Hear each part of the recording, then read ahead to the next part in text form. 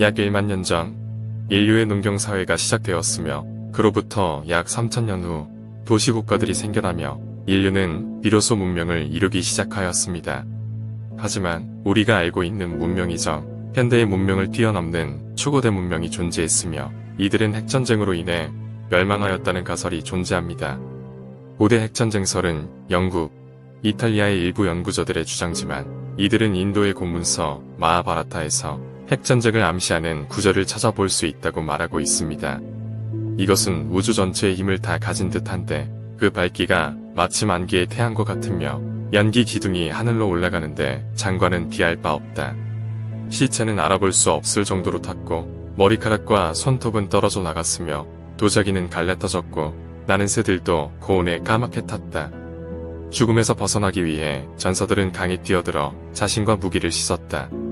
마하바라타에 서술된 내용은 핵폭발 상황과 매우 흡사하다는 것을 볼 수 있는데요. 그 묘사가 너무나도 정확하여 도저히 상상으로 서술했다고는 믿기지 않는 내용입니다. 또한 세계 곳곳의 유적지에서도 고대 핵전쟁의 흔적이 발견되고 있는데요.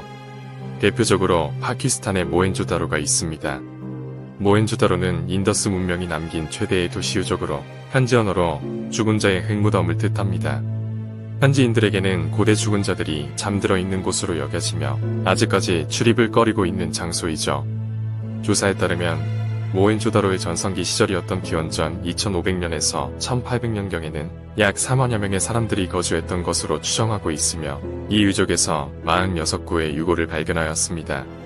하지만 발견된 유골의 사인이 매우 이상하였습니다. 46구의 유골은 갑작스러운 죽음을 맞이한 상태였으며 비정상적으로 높은 고온에 노출된 흔적과 높은 수치의 방사능이 검출되었기 때문이죠. 또한 모헨조다로에는 유리로 된 마을이라고 불리우는 장소가 있는데 그곳에서도 이상한 흔적을 발견할 수 있었습니다. 유리처럼 보이는 검은 돌들이 평방 800m의 지역을 빼곡히 뒤덮고 있었던 것이죠. 분석을 통해 밝혀낸 돌의 정체는 놀랍게도 모래가 1500도 이상의 고온에서 순식간에 녹은 후 다시 응고되면서 생성된 물질이라는 것을 알 수 있었습니다.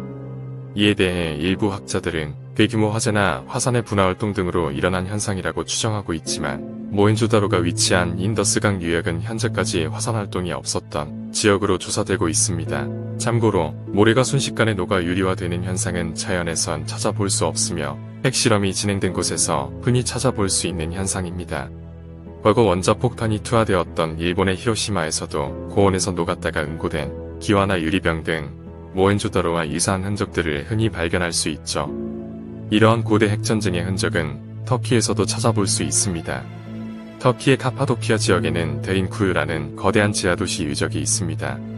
학교에 따르면 로마 제국의 박해를 피해 찾아든 초기 기독교인들이 거대한 도시를 건설하고 생활하였던 걸로 알려져 있는데요.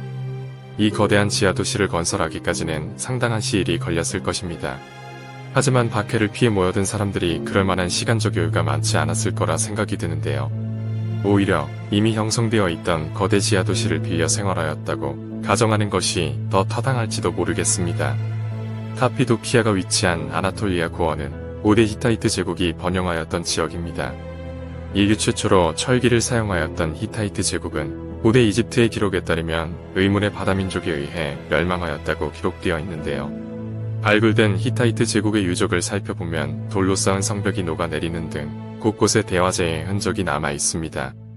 일부 학자들은 이토록 상상을 초월하는 고열로 아나톨리아를 파괴할 수 있는 것은 핵무기밖에 없다고 말하고 있습니다.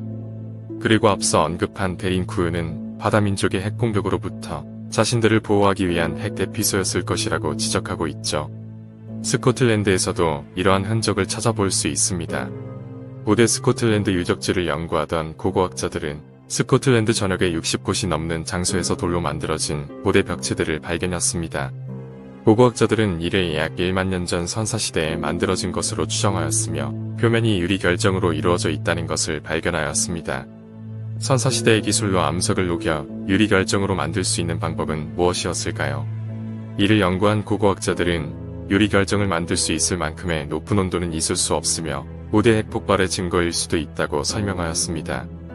이처럼 파키스탄, 터키, 스코틀랜드 등 세계 각지에서 고대 핵전쟁의 흔적들이 발견되고 있죠. 이뿐 아니라 일부 과학자들도 고대 핵전쟁의 가능성을 언급하고 있는데요. 1921년 노벨 화학상을 수상한 영국의 물리학자 프레드릭 소디는 자신의 저서 라듐의 해설에 이러한 말을 남겼습니다. 고대 문명은 핵병기로 인해 멸망하였을 것이다.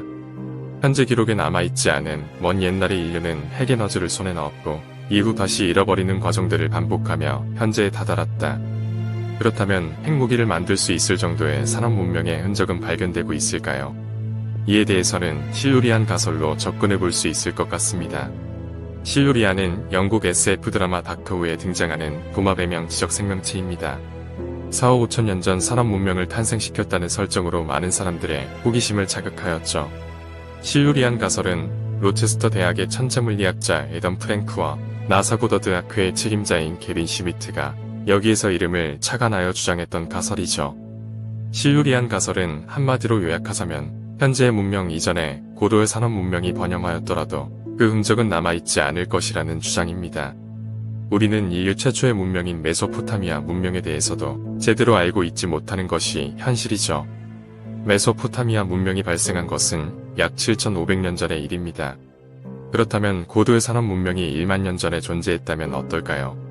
7,500년 전의 메소포타미아의 유적도 거의 남아있지 않아 그 해명이 어려운데 수만 년 전 문명의 흔적 따위는 찾아볼 수 없는 것이 당연할 것입니다.